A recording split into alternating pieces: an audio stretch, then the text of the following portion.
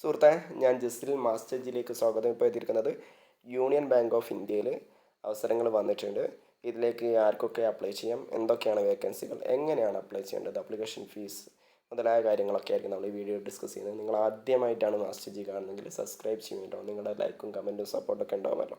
എന്നാൽ നമുക്ക് video start ചെയ്യാം. യൂണിയൻ ബാങ്ക് ഓഫ് ഇന്ത്യ ഇന്ത്യയിലെ ഒരു പ്രമുഖമായിട്ടുള്ളൊരു ബാങ്കാണ്. ആ യൂണിയൻ ബാങ്ക് ഓഫ് ഇന്ത്യയിൽ പ്രധാനമായിട്ടും ചീഫ് മാനേജർ അല്ലെങ്കിൽ മാനേജർ IT, മാനേജർ റിസ്ക്, അല്ലെങ്കിൽ പ്രധാനമായിട്ടും മാനേജർ അല്ലെങ്കിൽ അസിസ്റ്റൻറ്റ് മാനേജർ അല്ലെങ്കിൽ ഇങ്ങനെ മാനേജർ പോസ്റ്റുകളിലേക്കാണ് അവസരങ്ങൾ വന്നിട്ടുള്ളത്.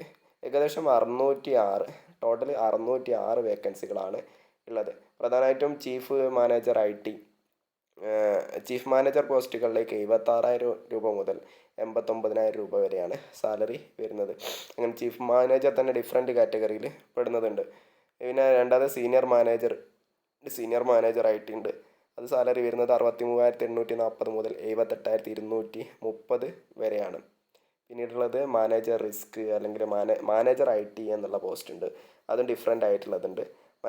ഏറ്റവും കൂടുതൽ പോസ്റ്റ് വരുന്നത് മാനേജർ ക്രെഡിറ്റ് എന്നുള്ളതാണ്. 371 വേക്കൻസിയാണ് ഉള്ളത്. പിന്നീടുള്ളത് അസിസ്റ്റൻറ്റ് മാനേജർ പോസ്റ്റാണ്. അസിസ്റ്റൻറ്റ് മാനേജർ പോസ്റ്റും ഫോറക്സ് എന്നുള്ള വിഭാഗത്തിൽ ഏകദേശം 73 വേക്കൻസി ഉണ്ട്. അങ്ങനെ എല്ലാം അടക്കമാണ് 606 വേക്കൻസികൾ വരുന്നത്. ഓക്കെ, എന്ന് വെച്ചാൽ ഓരോരോ ഡിഫറെൻ്റ് ആയിട്ടുള്ള വേക്കൻസികളാണ്. അതെന്ന് വെച്ചാൽ ചീഫ് മാനേജറിൽ തന്നെ ഡിഫറെൻ്റ് ആയിട്ടുള്ള സെക്ഷൻസ് ഉണ്ട്.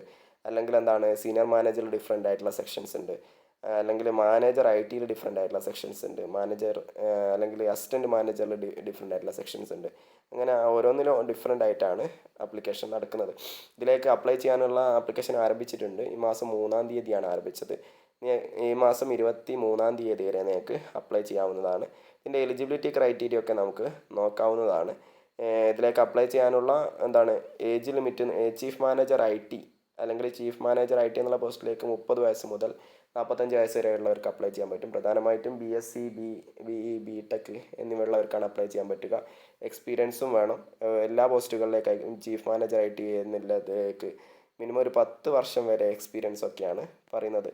പിന്നീട് chief manager IT quality assurance പറയുന്നുണ്ട്. അതും BSc, BE, BTech കഴിഞ്ഞവർക്കാണ് അപ്ലൈ ചെയ്യാൻ പറ്റുക. അതും 10 വർഷത്തെ എക്സ്പീരിയൻസ് ആണ്. ചീഫ് മാനേജർ IT എന്നുള്ള വിഭാഗത്തിലെ ഒരുവിധം എല്ലാത്തിലേക്കും BSc, BE, BTech അല്ലെങ്കിൽ 10 വർഷത്തെ എക്സ്പീരിയൻസ് ആണ് വരുന്നത്.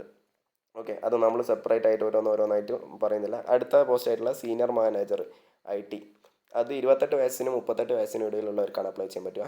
BSc, BE, BTech കഴിഞ്ഞവർക്കാണ് അപ്ലൈ ചെയ്യാൻ പറ്റുക. ഇതിലേക്ക് മിനിമം 7 വർഷത്തെ എക്സ്പീരിയൻസ് ആണ് പറയുന്നത്. സീനിയർ മാനേജർ IT ഡിഫറെൻറ്റ് കാറ്റഗറിയിൽ പെടുന്നതുണ്ട്. നമ്മൾ ഓരോന്ന് സെപ്പറേറ്റ് ആയിട്ട് പറയുന്നില്ല. എല്ലാം ഏജ് ലിമിറ്റും അല്ലെങ്കിൽ വർക്കിൻ്റെ എക്സ്പീരിയൻസും കാര്യങ്ങളൊക്കെ സെയിം ആണ്. പിന്നീടാണ് സീനിയർ മാനേജർ റിസ്ക് ഉണ്ട്. സീനിയർ മാനേജർ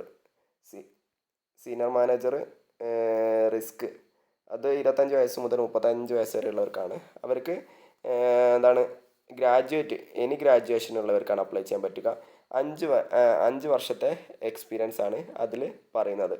ഓക്കെ, പിന്നീട് സീനിയർ മാനേജർ ചാർട്ടേഡ് അക്കൗണ്ടൻ്റ് ഉണ്ട്. അത് 25 വയസ്സിനും 35 വയസ്സിനും ഇടയിലുള്ളവർക്കാണ് അപ്ലൈ ചെയ്യാൻ പറ്റുക. ചാർട്ടേഡ് അക്കൗണ്ടൻ്റ് അല്ലെങ്കിൽ ICWA കോഴ്സ് കഴിഞ്ഞവർക്കാണ് അപ്ലൈ ചെയ്യാൻ പറ്റുക. 3 വർഷത്തെ എക്സ്പീരിയൻസ് ആണ് പറയുന്നത്. അടുത്തതാണ് മാനേജർ IT ഫ്രണ്ട് ലൈൻ. അത് 25 വയസ്സിനും 35 വയസ്സിനും ഇടയിലുള്ളവർക്ക് അപ്ലൈ ചെയ്യാവുന്നതാണ്. BSc, BE, BTech കഴിഞ്ഞവർക്ക് അപ്ലൈ ചെയ്യാവുന്നതാണ്. മിനിമം 7 വർഷത്തെ എക്സ്പീരിയൻസ് വേണമെന്നുള്ളതാണ് പറയുന്നത്. മാനേജർ IT ഡിഫറെൻറ്റ് കാറ്റഗറീസ് ഉണ്ട്. എല്ലാം ആ വിഭാഗത്തിലാണ് പെടുന്നത്. ഏകദേശം എല്ലാത്തിലും പല പല വേക്കൻസികളിലേക്ക് ഏജ് ലിമിറ്റ് വേറെയാണ്, അല്ലെങ്കിൽ ഇതിൻ്റെ എക്സ്പീരിയൻസ് വേറെയാണ്, അല്ലെങ്കിൽ ഇതിൻ്റെ ക്വാളിഫിക്കേഷൻസ് വേറെയാണ്. ഇതെല്ലാം കൃത്യമായിട്ട് അറിയാൻ നിങ്ങൾ നോട്ടിഫിക്കേഷൻ ഒന്ന് ഡൗൺലോഡ് ചെയ്ത് വായിക്കുക കേട്ടോ. ഓക്കെ, നമ്മളിതിൽ കൃത്യമായിട്ട് പറയുന്നില്ല. പ്രധാനപ്പെട്ട വേക്കൻസികൾ മാത്രമേ പറയുന്നുള്ളൂ. അസിസ്റ്റൻറ്റ് മാനേജർ ഉണ്ട്. അസിസ്റ്റൻറ്റ് മാനേജർ തന്നെ ഡിഫറെൻറ്റ് കാറ്റഗറീസ് ഉള്ളതുണ്ട്. അസിസ്റ്റൻറ്റ് മാനേജർ ഒരു പോസ്റ്റ് നോക്കാം. ഈ അസിസ്റ്റൻറ്റ് മാനേജർ ഫോറക്സ് 20 വയസ്സിനും 30 വയസ്സിനും ഇടയിലുള്ളവർക്കാണ് അപ്ലൈ ചെയ്യാൻ പറ്റുക.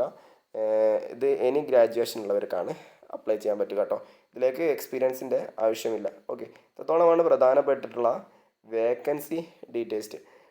ഇതിലേക്ക് അപ്ലൈ ചെയ്യുന്നവർക്ക് നമ്മൾ മുകളിൽ ഏജ് ലിമിറ്റൊക്കെ പറഞ്ഞിട്ടുണ്ട്. പക്ഷേ SC ST 5 വർഷത്തെയും OBC 3 വർഷത്തെയും PWBD കാൻഡിഡേറ്റ്സിന് 10 വർഷത്തെയും ഏജ് റിലാക്സേഷൻ കിട്ടുന്നതായിരിക്കും. അതുകൊണ്ട് തന്നെ ആ കാറ്റഗറിയിൽ പെടുന്ന കാൻഡിഡേറ്റ്സ് ഭയപ്പെടേണ്ടതില്ല. അവർക്ക് ഏജ് കൂടി കഴിഞ്ഞാലും അപ്ലൈ ചെയ്യുന്നതിന് ബുദ്ധിമുട്ടൊന്നുമില്ല. സെലക്ഷൻ പ്രോസസ്സ് എന്ന് വെച്ചാൽ എക്സാമിനേഷൻ്റെയും ഇൻ്റർവ്യൂയുടെയും അടിസ്ഥാനത്തിലായിരിക്കും സെലക്ഷൻ നടക്കുക. ഓക്കെ, എക്സാമിനേഷൻ എന്ന് വെച്ചാൽ പ്രൊഫഷണൽ നോളേജ് എന്നുള്ള ലെവലിലുള്ള എക്സാമിനേഷൻ ആയിരിക്കും ഉണ്ടാവുക. അവരുടെ എക്സാമിനേഷൻ്റെ സിലബസ് എന്ന് പറയുമ്പോൾ quantitative aptitude, reasoning, professional knowledge relevant to the post, English language എന്നിവയിലുള്ള എക്സാമിനേഷനാണ് നടക്കുക. 150 ക്വസ്റ്റ്യൻസ് ഉണ്ടാവും. 200 മാർക്കിൻ്റെ എക്സാമിനേഷൻ ആയിരിക്കും നടക്കുക. പിന്നെ പെനാൽറ്റി മാർക്ക് ഉണ്ടാവും. ഒരു ക്വസ്റ്റ്യൻ തെറ്റിക്കഴിഞ്ഞാൽ 25% മാർക്ക് പോകും. പിന്നെ അതിനുശേഷം പേഴ്സണൽ ഇൻ്റർവ്യൂ ഉണ്ടാവും. പേഴ്സണൽ ഇൻ്റർവ്യൂ പിന്നെ ഗ്രൂപ്പ് ഡിസ്കഷൻ്റെ ഒക്കെ അടിസ്ഥാനത്തിലായിരിക്കും സെലക്ഷൻ നടക്കുക. ഓക്കെ, പിന്നീട് ഇതിൻ്റെ എക്സാമിനേഷൻ സെൻറ്റേഴ്സ് എന്ന് പറയുമ്പം ഡൽഹി, ചണ്ഡീഗഡ്, ലക്നൗ, കൊൽക്കത്ത, പാട്ന, ഭുവനേശ്വർ, ഹൈദരാബാദ്, ബാംഗ്ലൂരു, ചെന്നൈ, ഭോപ്പാൽ, മുംബൈ, പിന്നെ അഹമ്മദാബാദ് എന്നിവിടങ്ങളാണ് എക്സാമിനേഷൻ സെൻറ്റേഴ്സ് ഉള്ളത്. കേരളത്തിൽ എക്സാമിനേഷൻ സെൻറ്റേഴ്സ് ഇല്ല. കേരളത്തിൽ ഇപ്പോൾ അടുത്തിപ്പം ബാംഗ്ലൂരും ചെന്നൈയാണ് എക്സാമിനേഷൻ സെൻറ്ററായിട്ട് കൊടുത്തിട്ടുള്ളത്. ഓക്കെ, പിന്നീട് ഇതിൽ നോക്കേണ്ടതെന്ന് വെച്ചാൽ പ്രധാനമായിട്ടും നമ്മൾ നോക്കേണ്ട ഒരു കാര്യം എന്ന് വെച്ചാൽ എങ്ങനെ അപ്ലൈ ചെയ്യാമെന്നുള്ളതാണ്. അപ്ലൈ ചെയ്യാൻ ഓൺലൈനായിട്ടാണ് അപ്ലൈ ചെയ്യേണ്ടത്. അപ്ലൈ ചെയ്യാനുള്ള ലിങ്ക് കമൻറ്റ് ബോക്സിലോ ഡിസ്ക്രിപ്ഷൻ ബോക്സിലോ കൊടുക്കാം. അതിൽ ക്ലിക്ക് ചെയ്തിട്ട് അപ്ലൈ ചെയ്തോളൂ. ഓക്കെ, ഇതിലേക്ക് ആപ്ലിക്കേഷൻ ഫീസ് വരുന്നുണ്ട്. Application fees general EWS OBC കാൻഡിഡേറ്റ്സിന് 850 രൂപയാണ്. ഇൻക്ലൂസീവ് ഓഫ് GST അടക്കം 850 രൂപയാണ് ഫീസ് വരുന്നത്. SC/ST PWD കാൻഡിഡേറ്റ്സിന് 175 രൂപ ഫീസ് വരും. ഓക്കെ, ആപ്ലിക്കേഷൻ പ്രൊസീജിയറൊക്കെ അറിയാൻ നിങ്ങൾ ഇതിൻ്റെ ഓൺലൈനായിട്ടുള്ള വെബ്സൈറ്റ് സന്ദർശിക്കാൻ നിങ്ങൾക്ക് അതിനുശേഷം ആപ്ലിക്കേഷൻ പൂർത്തിയാക്കുക. ഈ മാസം 23-ാം തീയതി വരെ നിങ്ങൾക്ക് ഓൺലൈനായിട്ട് അപ്ലൈ ചെയ്യാവുന്നതാണ്. ഓക്കെ, എന്തായാലും ഇത്രത്തോളം കാര്യങ്ങളാണ് നമുക്ക് ഈ വീഡിയോ നോക്കാനുള്ളത്. അപ്ലൈ ചെയ്യാനും മറ്റു കാര്യങ്ങളും അറിയാനുള്ള വെബ്സൈറ്റാണ് www.unionbankofindia.co.in എന്ന വെബ്സൈറ്റ് സന്ദർശിക്കുക. ഇതിലെല്ലാവിധ ഡീറ്റെയിൽസും കിട്ടുന്നതാണ്. ഈ ആപ്ലിക്കേഷൻ അല്ലെങ്കിൽ ഈ നോട്ടിഫിക്കേഷൻ ഡൗൺലോഡ് ചെയ്യാൻ കമൻറ്റ് ബോക്സിൽ ലിങ്ക് കൊടുക്കാം. നിങ്ങളൊന്ന് ക്ലിക്ക് ചെയ്തിട്ട് ഡൗൺലോഡ് ചെയ്തോളൂ. എന്തായാലും ഇത്രത്തോളം കാര്യങ്ങളാണ് നമുക്ക് ഈ വീഡിയോ നോക്കാനുള്ളത്. നമുക്ക് മറ്റൊരു വീഡിയോ ആയിട്ട് വീണ്ടും കാണുന്നവരേക്കും thank you for watching. See you soon next video.